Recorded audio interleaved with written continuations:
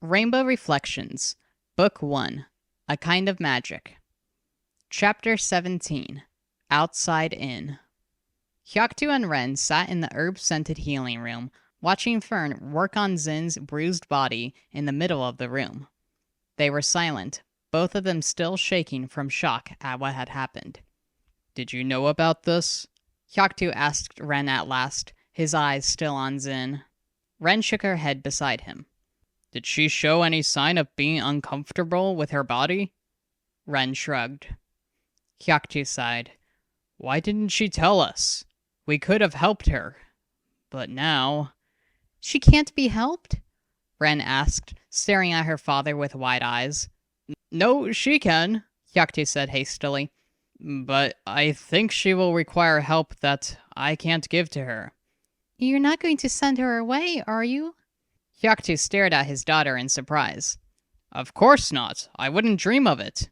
But Fern is right in saying that we need permissions from certain healers. Zin will need to see a therapist about this dysphoria she's facing to be officially diagnosed and see a different healer for surgery. If she wants to undergo permanent surgery, that is." "I just wish she told me," Ren said dully. "I would have been there for her. We would have gotten her through this, and then she wouldn't have to go through therapy or potions or surgery." "Yes, she would," Hyaktu told her. "If she wants her chest modified, she'd have to go through therapists and multiple healers to verify that she wants to undergo this decision." "But I'd have made her see that there's nothing wrong with her body," Ren thought confidently. "Our bodies are gifts to us from the universe, from nature. She should be thankful she has her body and see it in a positive light." Hyaktu shook his head. "It's not like that with some people." He spoke to her gently. "There are plenty of transgender people out there who praise nature and spirits, just like us. And they consider their bodies a gift too. But they are still so uncomfortable that they simply cannot live in their bodies until undergoing change." "But it's not natural to change our bodies," Ren protested. "It might not be natural in some ways, but it is natural to the individual. In Zin's case, it's natural for her to change her body. That's her path if she chooses it, or if it chooses her. That will be the path that's natural to her." "But—" "Ren, if you want to help your sister, you will be there for her and understand her perspective," Hyaktu said sternly. "She'll need you, now more than ever. And if you're trying to get her to love her body so much, when she's clearly beyond that point, she'll just push away from you." "But why would she push away from me if I'm just trying to help her see her body positively? She should love her body and be thankful she has it." Hyaktu sighed. "Ren, please don't try to push your point of view on her. I'm sure Zin very much likes being alive and living the life she has. She told me so herself before all of this happened. But she clearly does not feel at home in her body. It looked like she was going to try tearing her chest before we came in. Do you think telling her to love her body will help her?" Ren stared at her feet, and Hyaktu could see the doubt creeping into her eyes. "I don't get why she's making a big deal about her chest. It's nowhere near as big as Sorala's, and you can hardly see it with what she wears anyway. Sure, that one day she had to take her robe off and was all uncomfortable about it, but why does she have to make it a big deal? It's not like we could really see her chest even without her robe on. She's just being dramatic." "That might be so, but to her, her chest is big and has to go. Think of it like this. Zin has a poison in her body.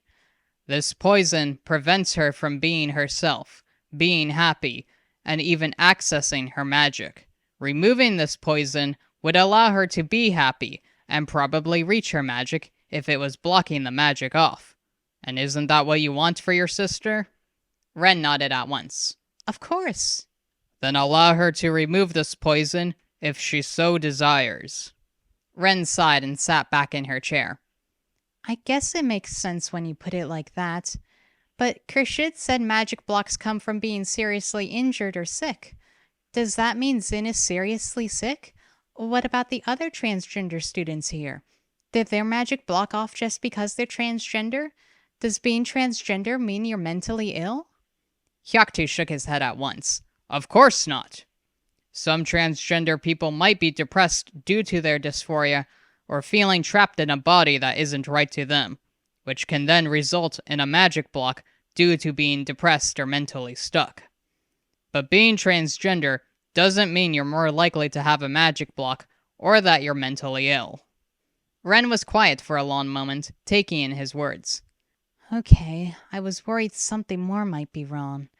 But what if she gets permanent surgery and then regrets it? Would that make her magic block off again? Don't worry. She can't get any permanent surgery done until she's 16, Hyaktu told her. She'll only be able to take potions once we get that permission from the therapist and healers. She'll have more than a year to think it through. But once she transitions, she's likely to be comfortable in her body and therefore be able to access her magic no problem.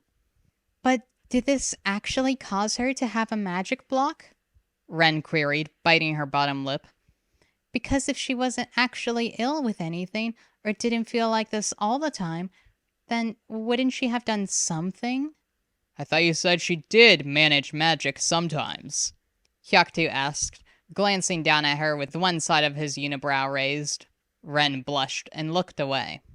Don't worry, I already know by now that you are lying. I would appreciate that you're honest with me in the future. Anyhow, I'm not sure if it's a magic block. If Zin's dysphoria has been strong, it could be the reason for her having no magic. Or she might still have no magic, regardless of the dysphoria. Who's to know until she starts feeling more at home in her body? They were silent for a while, watching as the large bruises on Zin's body vanished slowly. Fern stood over Zin with her hands outstretched and her eyes closed. Her hands and necklace glowed as she healed Zin, muttering words that Hyaktu could not hear. Sin was very upset when she started puberty, Ren said a bit shyly. You know, when she had her first cycle. It took her a long time to get used to it. And I think she was jealous of me because I still have yet to have my first cycle. My chest is still flat too. Do you think something's wrong with me? No, Hyaktu replied simply. Some people just take longer to develop, just like Zin's magic. But if it's taking a long time for me to start puberty, how come I got my magic so early? And why doesn't Zin have her magic? You have a stronger connection with yourself, Hyaktu pointed out. This connection allowed you to access your magic early. If Zin has been rejecting her body from the start of puberty, then that just means she struggled to connect with her magic from the start too. Or, like I said, maybe she just has no magic yet until she gets older. They lapsed into silence again. Zin's bruises were now entirely gone, as if they were marks erased from paper. Fern was still examining her, though, as if making sure that Zin hadn't clawed out her chest. Do you think Zin still wants to be a girl? Ren asked. Hyaktu shrugged. It's up to her. There have been many girls who got their chests modified and still identified as female, and there have been many people who chose to identify as male or non-binary. Right now, the important thing is that Zin feels comfortable in her own body. But she chose to be a girl, Ren said. Didn't she? In Galia, and in much of the world, most children grew up using they-them pronouns and having no set gender. At about 3 or 4 years old, most children knew what their gender identity was. Many ended up choosing the gender aligned with their biological sex, though there were many transgender and gender-fluid people. Some transgender people got surgeries to align with the sex they wished to be, and there were many hormonal potions that existed too. Not every transgender person took these routes, especially if they were fine with their biological sex, but still identified as a different gender, in which case they would just use the appropriate pronouns. After all, there was no major difference between the genders, and it was up to the individual person if they felt at home in their bodies or not. Anyone could be any gender that felt right to them. Hyaktu remembered when his daughters had chosen their genders. Ren reported that she felt very much like a girl one day. A few moments later, Zin said she was a girl too. But Zin had hesitated when she said it, and now... I'm not sure if she actually did, he admitted to Ren. She might have chosen whatever her twin chose, but whatever she chooses now will be here for her. Yeah. Hyaktu looked sidelong at Ren. Your friend Mint is gender fluid, Raimugi is non-binary, and there are plenty of trans students here. Why are you having a hard time with Zin? I'm not, Ren said hurriedly. I just don't want to lose my sister. You won't, Hyaktu promised her, placing his hand on her cheek and brushing the hair gently from her eyes. Zinnivis will always be your twin. Ren smiled lightly. Fern approached them. Done having your little mind conversation? She asked. How did you know? Ren asked curiously. The concentrated looks, the energy in the air, Fern stated blandly. Anyway, Zinnivis is good to go. Her bruises are healed, and I made sure she didn't hurt herself anywhere else. I will make that potion and have it to you by Friday night. It takes a while to brew. Hyaktu got to his feet and bowed to Fern. Thank you, he said. I know you aren't happy about making the potion, but I think it'll keep Zin from hurting herself. I will get her into therapy so she can get the official permissions. Huh. See that you do. I don't like breaking rules, Fern said briskly. I'll keep her in here the rest of the day to make sure her mental state is fine. She should be back to you tonight. Thank you, Hyaktu repeated. Come on, Ren. Zin is in safe hands. Ren reluctantly stood, staring over at Zin. She then trailed after her father, leaving the healing room and entering the snowy courtyard. Hyaktu sniffed the frigid air, a shiver trickling down his spine. He could tell it was going to snow soon. Do you think breakfast is over? Ren asked. Let's find out, Hyaktu said. If it is, I'll just get the cooks to throw us the leftovers. That's what I do whenever I miss meals. Ren snorted. Dad, you have to eat. I know, but sometimes I get too caught up in my work. He chuckled. Ren's face became serious again. Why do you know so much about transgender people? Hyaktu frowned, stopping in his tracks before they reached the eating hall. Transgender and gender-fluid people exist all around us. It's common knowledge. Yeah, I know, but how do you know what a transgender person feels? Ren asked. Are you? I've worked with plenty of transgender students here, and intersex people who did not feel in alignment with being the in-between gender. What's even the point of having different genders if it doesn't matter? Ren asked curiously. I understand having male and female sexes in order to have children, but what's the point of intersex people? Hyaktu signaled to the small black and white symbol on the front of his robe. Yin and yang, he told her simply. From two we get infinity. Two combine to make the world. Light and dark allow a range of colors to exist. You can't have light without dark, up without down, right without left. And all that space in between, where the colors would exist, or what's considered the middle, that's where the beauty of this world lies. If male people are the white part, and female people are the black part, then intersex people would be the rainbow in between. And it's the same when it comes to gender, sexuality, the races of this world. Nothing is ever just one shade of black or white. Everything and everyone has multiple colors, inside and out. That's what makes them whole. That's what makes them unique. And that's why this world is so beautiful. And rainbow-colored. Ren frowned thoughtfully. Hyaktu opened his mouth, but his next words died in his throat. He was about to tell her that he had gender struggles himself, but that would mean explaining his childhood, and he wasn't ready to tell his kids about that just yet. He shook his head roughly, as if to rattle the thoughts out. Glancing back at Ren, he could tell that she was still processing his words, perhaps even getting overwhelmed by everything. He placed his hand on her shoulder comfortingly. Come on, Ren. Everything will be okay and work itself out. It's only natural, after all. Just like yin yang, everything is a cycle. Xin will gain her magic and be on the up soon. Okay? Ren nodded, keeping her glazed eyes on the snowy ground. A long moment passed in silence, Hyaktu giving her all the time she needed to think things through. Suddenly, she gasped, startling Hyaktu and causing him to jump backwards. Dad, last night I had a weird dream. I almost forgot about it, what with Xin. Hyaktu acted like he was practicing his water magic, sliding around the ice as he spoke. A weird dream? Was it like your vision? Ren shook her head, not even acknowledging that Hyaktu might as well be ice skating while having a serious conversation. I don't think so. It definitely didn't hurt like one. So what happened in this dream? Is that why you didn't have dinner last night? Hyaktu asked, glad that he was warming up in the chilly morning air by sliding around. Kind of, Ren chuckled, combing her hand through her hair. I mostly forgot about that, to be honest. Ha! I'm not the only one who forgets to eat then, Hyaktu replied, causing Ren to snort in laughter. Let's get inside and get some food in us.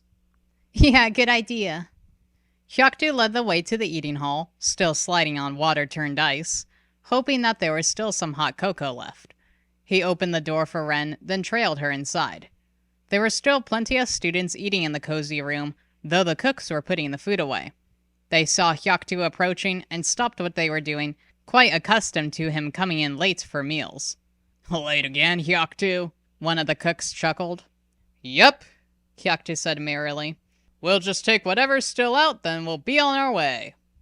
The cooks laughed lightly and stepped back from the counter, watching as Hyaktu and Ren grabbed clean trays. The two hurriedly snatched some crumbly muffins and hot cocoa, then sat at a table. Once they were seated, Hyaktu resumed the telepathic conversation. So what was this dream? Well, I don't know if it was a dream, or maybe it was a daydream, or it could have been something of a vision. I don't know what to call it, actually. Ren rambled, poking at her muffin and causing crumbs to roll off. Hyaktu took a bite of his blueberry muffin. Were you not asleep when it happened? I don't think I was. I was meditating, and then I heard a buzzing noise, and then when I opened my eyes, I was in some weird valley. It wasn't like any place we went to before. What did it look like? There were really tall mushrooms and some wildly dancing trees. Ren finally ate some of her own muffin, more crumbs dancing to the table. And there was this faint floral smell, but it wasn't like any flower I've smelled before. I don't think. Was there anything that happened in this meditation dream? Hyaktu pressed, leaning a bit closer to inspect Ren. Ren bit her bottom lip. There was an animal, and it was heading towards me. It was too far away to see properly.